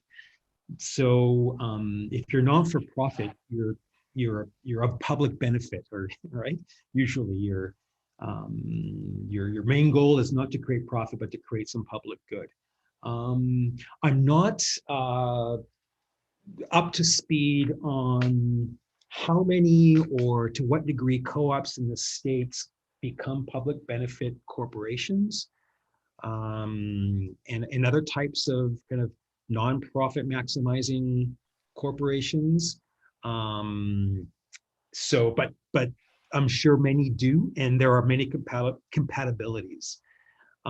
But you can create a cooperative. So a cooperative in Canada, for example, is for profit, mostly, and you can make it a not-for-profit as well. In Argentina, the assumption is that it's not for profit in the sense that it benefits the members, but it's not as clear-cut as in other places. In Italy, again, there's this kind of non-divisibility, indivisibility stipulation that kind of de facto makes it not profit, that there's got to be in the service of whatever the co-op is set up to be. So if it's a worker co-op, it's about creating jobs, number one. Then you can make revenues off of that, but really it's about creating good jobs and et cetera. So in many ways, this public co-ops are more, much easier to kind of create community-focused organizations. Again, but I have to visit this public. But maybe somebody else on the call has some kind of deeper insights on that. So that's my kind of limited response to the first question.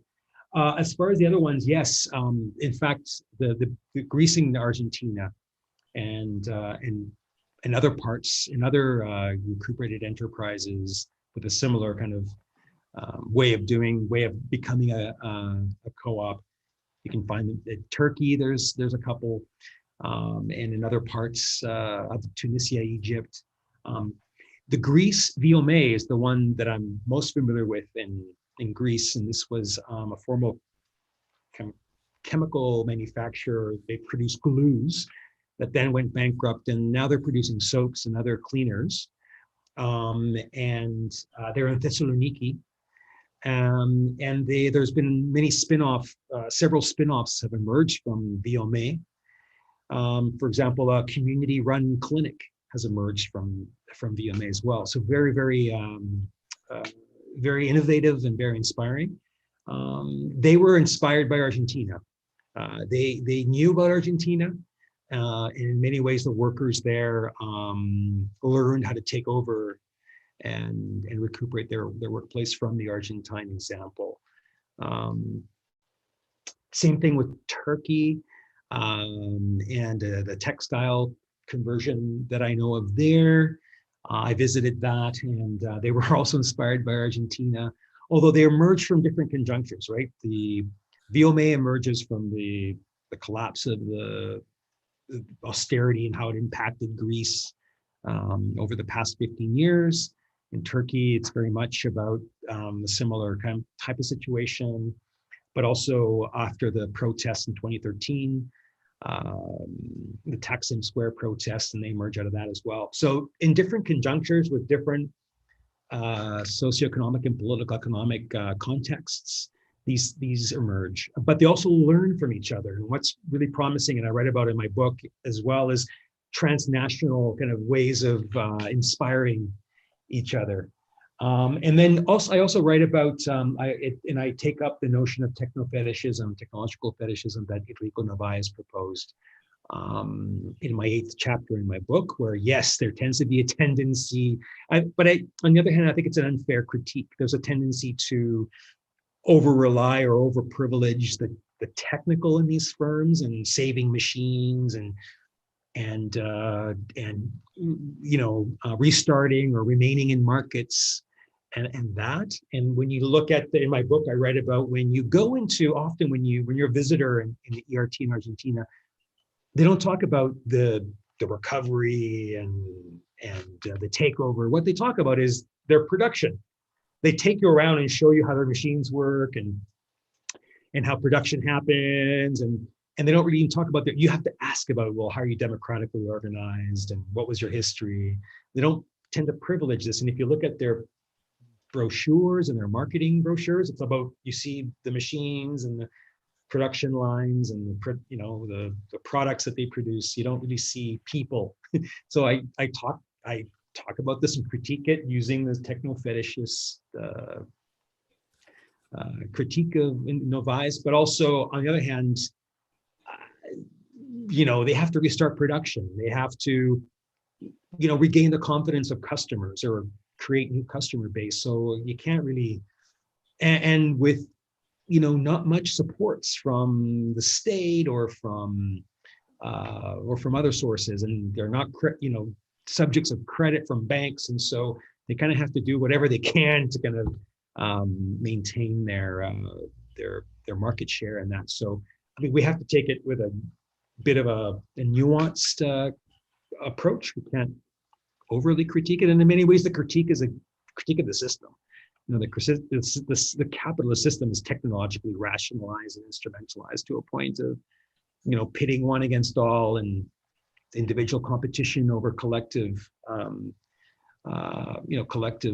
sharing of wealth and production.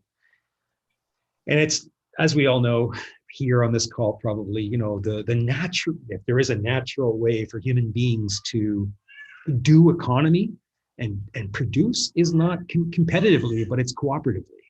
This is the way we've been doing it for millennia. And it's the capitalist system that's actually the unique system. It's the system that's going to,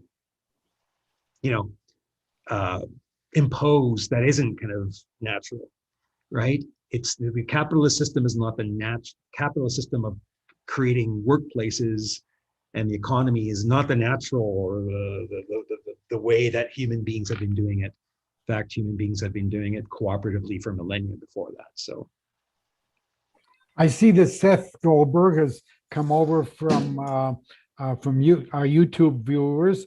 Maybe you wanted to pursue your question further?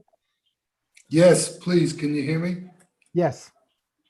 So about 14 states in the U.S. Apparently in response to that court ruling that said that regular corporations are required to maximize stockholder profit over all other goals, more or less, they passed laws which allowed regular for-profit tax-paying corporations to declare themselves as public benefit corporations. And public benefit corporations are explicitly not required to only consider stockholder profit. They're also allowed to have certain other public benefit goals, community goals, public benefit goals, similar to the ones you're talking about. And they get no tax breaks, but if 2/3 or more of the stockholders, whether it's a cooperative, whatever it is, decide to make them a public benefit corporation, and there are certain independent third parties that certify that they're doing what they say that they're doing, then they're allowed to do this, and they have considerable more flexibility. Now, they're not particularly co-ops. It would have to be that some of the shareholders would have to be a cooperative group or a workers group or some other kind of group. But for example, the two most recent examples I know are these companies that sell courses online or that give courses for free online. MIT and Harvard has one, and they just spun off all their courses into a corporation, but it's a public benefit corporation. So presumably they can keep prices affordable. And if you had an architect firm or a doctor's office, you could make it that way. And it's not, I haven't thought about it enough, but it would be the idea that more on the spectrum, you could have for-profit, not-for-profit, in between, you could have worker-owned, or you could have this other. And it went to that question of how it connects to the capitalist spectrum. Thanks. Well, that's really interesting. Seth, the question, do you know how many exist in, two questions for you. How many exist in, when was this law passed? The laws were passed because they're state laws. Yeah. At least 20 years ago, I think. Okay. But it's been growing because it's now 15 states. And I'd say that there's several thousand. There's an organization that keeps track of them because they give the certification. Some of them are more successful than others. And I've been thinking about. Yeah, no, it's interesting. Yeah. Oh, of course, nonprofits have existed and charities have existed for a long time. But I know this is keeping it for profit, but rededicating some of that profit to community, or some of the revenue, some of the contributions to community benefit. Yeah, you could keep the profit relatively low, and focus more. You know, the board meetings will consider these things explicitly, and they could report out to the stock. I don't know. I'm not an expert. Yeah, there's also community benefit corporations, which have a similar. They're a newer type, which have a similar model, and they have to adhere to a set of values that kind of keeps it to, minimizes profit, so to speak, and maximizes community benefit while having still shareholders. This kind of addresses one of the issues with co-ops is capitalization. I mean, like it or not, you got to put money in to be able to sustain a business, and so capitalization is often an issue, and it's what Al alluded to this, Alfred Marshall and others, classical economic debates were the labor managed firm and the capital managed firm. This is the big comparator, right? So why aren't labor managed firms more predominant? Why aren't they more widespread? Well, it's because if it's a worker co-op, workers want to maximize income. They don't want to maximize profit. And so it's maximizing income means that it's short-term oriented. So shareholders are long-term oriented because they want to maximize profits and earnings. And so they'll invest in the future. This was the debate, and this was the critique against co-ops, which is, it's not correct actually, because workers also have the long-term interests of their business when it's a labor managed firm. But what this addresses, what the public benefits corporation addresses and allows, is different types of investors other than just members. And some cooperative movements, like in Italy, have allowed other types of investors that can invest sometimes for money into the firm, but as limited partners in the firm or as limited members. So they don't take over. The whole point is for the investor class of the business not to take over from the member class. And so how you do that is you either delimit the time that their investment deems them somewhat of a member, right? So they could only be involved. They're involved in the co-op for 5 years, and then they leave the co-op with their kind of earnings, so to speak, right? And that can capitalize, that helps in the capitalization. Or they have limited voting rights. So they have maybe 2 classes. Yeah, exactly. So that it limits, so they can't take over the board, right? The governing board of the co-op. These are other innovative ways of ensuring capitalization, which to serve the co-op and which ultimately serves whatever purpose it has in the community. This is what you're saying is a way of is an investor way.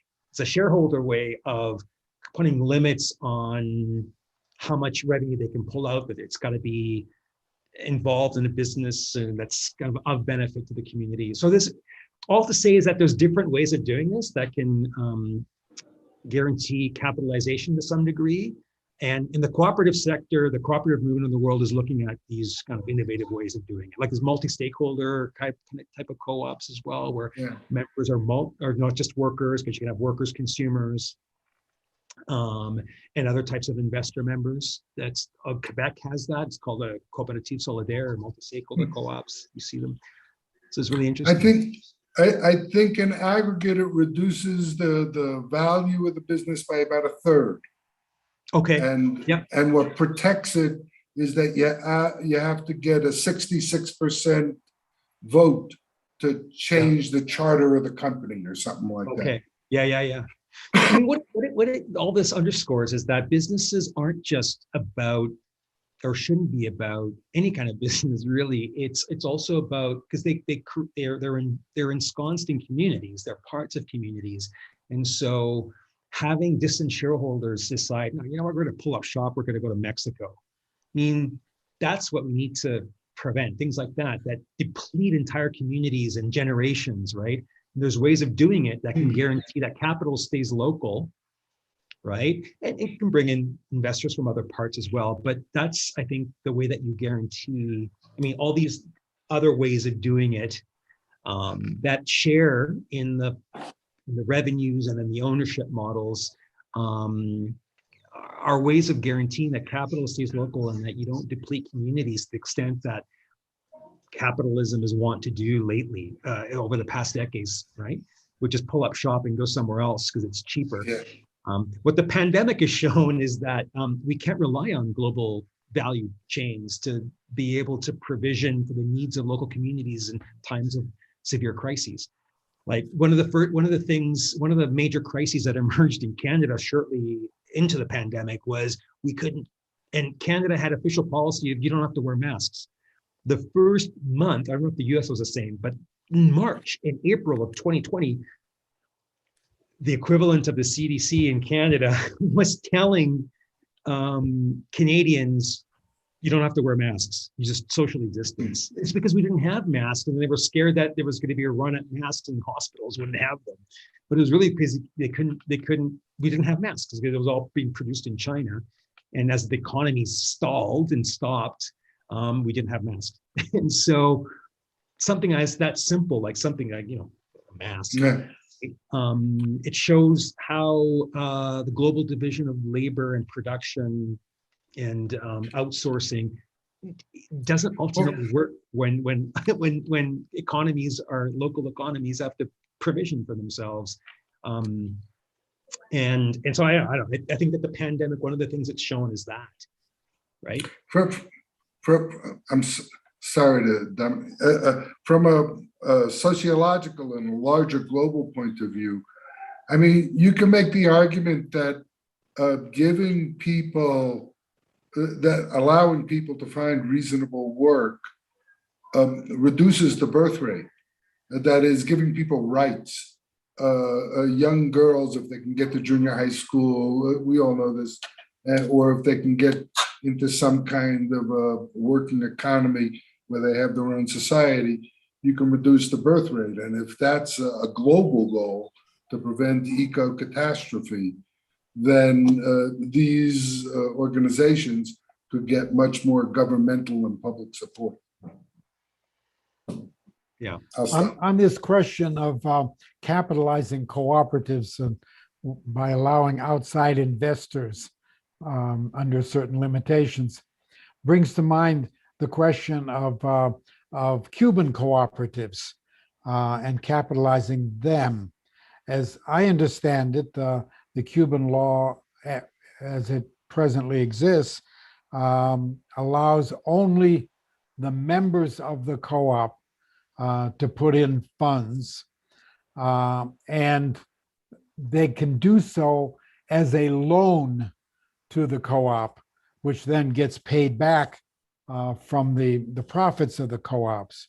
But outsiders cannot directly invest, although I believe relatives abroad who send money to Cubans who belong to co-ops could use that money as a loan to the co-op.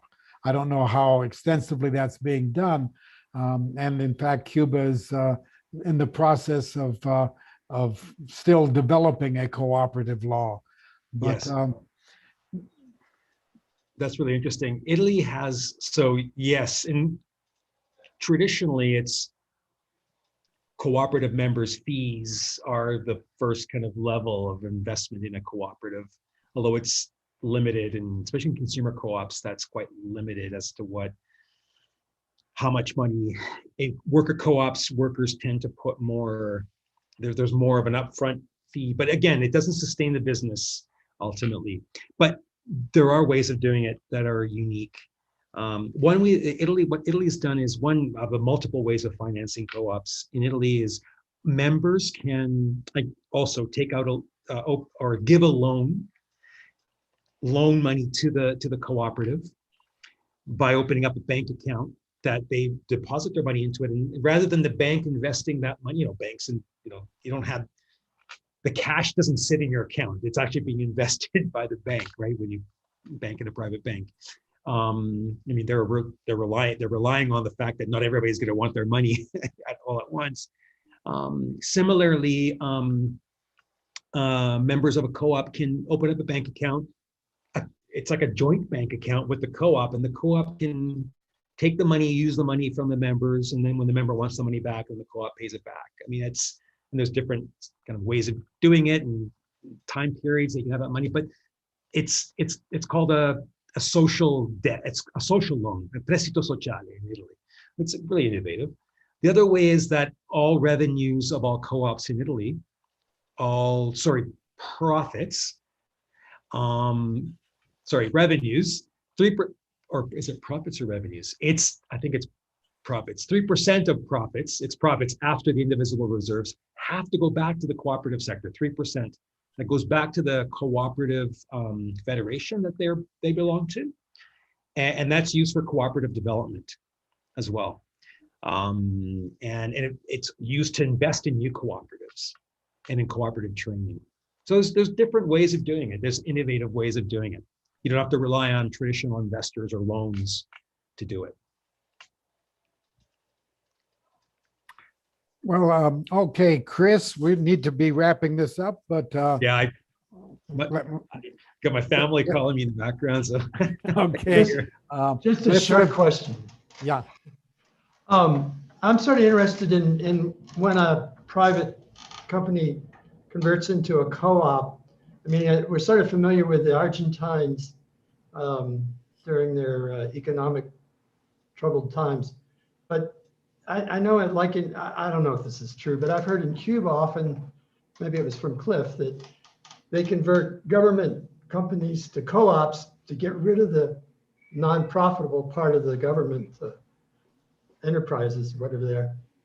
Sure. What's the history in co-ops when they do become a co-op from the private? Is there like a turnover in the people that are actually first there after the private company is in? I mean, does the membership sort of boil for a while, or what happens?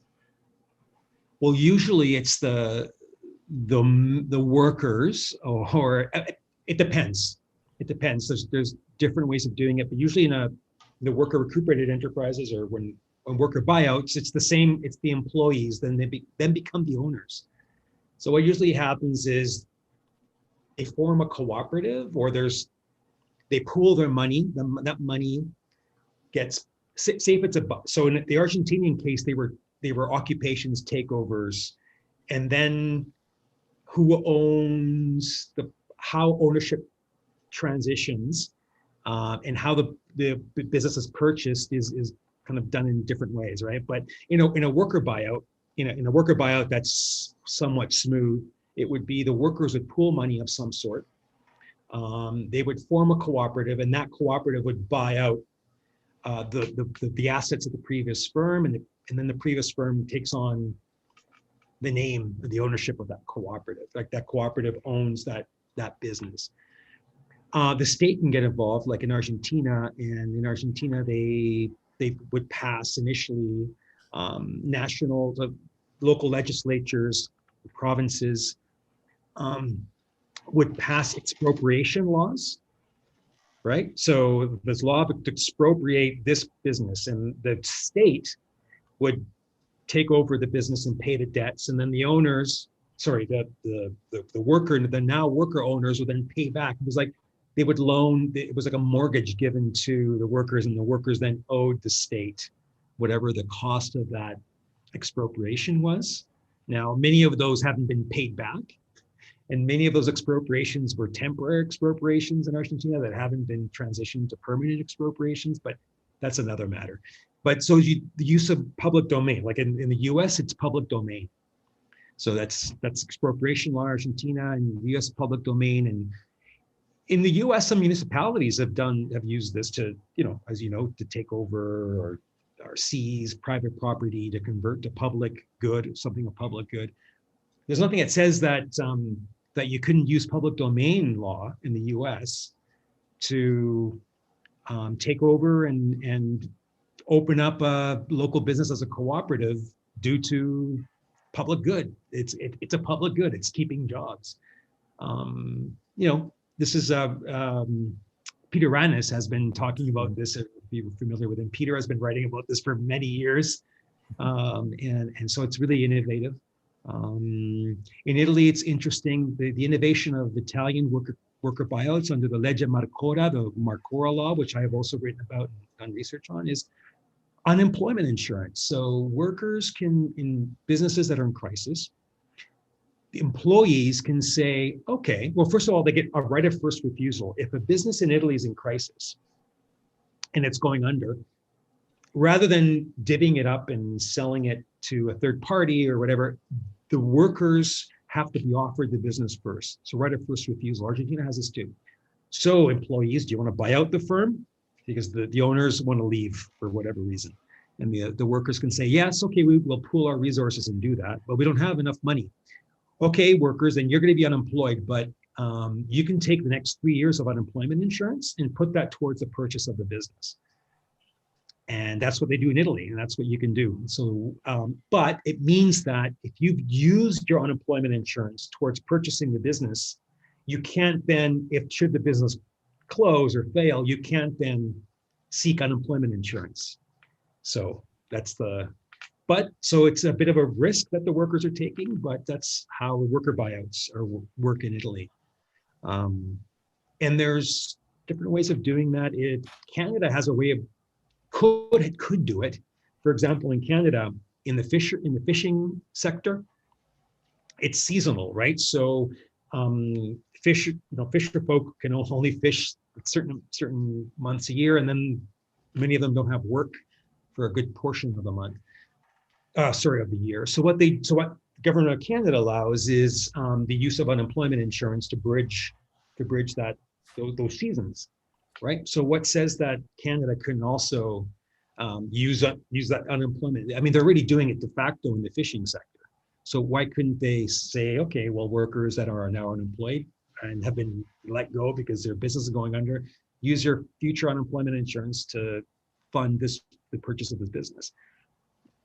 It could be policy. We're trying to kind of do research to suggest that this might be viable in Canada, but certainly Italy does that, and Spain does that too. It's called the Pago Único. The workers can use unemployment insurance to purchase businesses that they're working in. Should the owners want to exit? Doesn't that bring up the problem of normally the worker has some diversification. They have their job with one company, and maybe they have their house or their assets, diversified. Now, if the worker, because the business is in crisis or for some other reason, ends up putting all of his assets and future assets, and now even unemployment insurance associated with this one high-risk firm that's previously come close to failing. Now you're basically exploiting the worker as an unorganized group in a place where regular capital won't flow.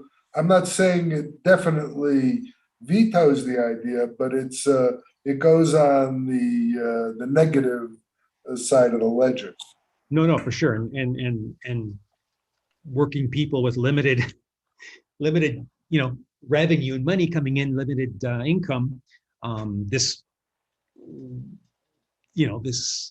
might limit their money, and it is a risk in many cases. And so some workers don't do this, don't decide, no, this is too much risk. It's like mortgaging my future too much, and so I'd rather, or workers that are nearing retirement say, I'd rather take my retirement savings or that, and not have to buy the business. Yeah, it's turning everything they have into one gamble. Yes, Yeah. exactly. No, and that's, Italy has multiple ways of funding the takeover of the business, the worker buyout. So there's soft loans and there's patient capital.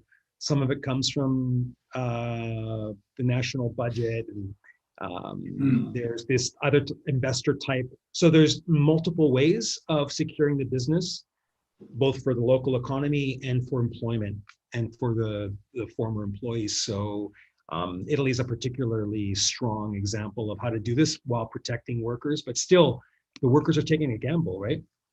On this, because they could use unemployment insurance to bridge, and their severance, they can also use severance to bridge, finding work. But if there's not much work in that sector, or they don't want to go through that process and want to kind of guarantee their workplace that they had already and stay in the town that they're living in for many years, then this is one way of doing it. But Well, you have to mix the investment with other, like the state has to step in. There has to be patient capital, soft loans, and all that. So it can't just be. I don't think it should be just the workers' responsibility. I think we better wrap it up there. Okay. Marcelo needs to go. And with our great thanks for taking us through the thicket, we might say, of cooperatives. And it's very complex with many options, and certainly appreciate the, your guiding us through this terrain. Well, thank you so much thank you for the opportunity, and it's a pleasure. And I hope that you will go to his book, Workers' Self-Management in Argentina, and other books published earlier. Obviously, he's a very deeply informed authority on the topic. I hope our audience, both here and on YouTube, enjoyed this discussion as much as I did. And I hope that you'll join us. Today's webinar, by the way, is available on YouTube for viewing later. You can simply go to our website, globaljusticecenter.org, and all past webinars can be viewed there. I hope you'll join us next Monday for a webinar on the Cuban Revolutionary Project today. Al Campbell will be back with us, as will Mark Ginsburg, to look at the current status of the Cuban Revolutionary Project. Cuba has been very much in the news over the last week, and I'm sure there'll be many questions that all of you will have that you'll want to take up with Al and Mark. So finally, let me thank our webinar team, Liz Mestras, Gregory Diamond, Roberto Robles, Olivia Canales, and yours truly, Cliff Durand. And now this is Cliff Durand signing off until next Monday.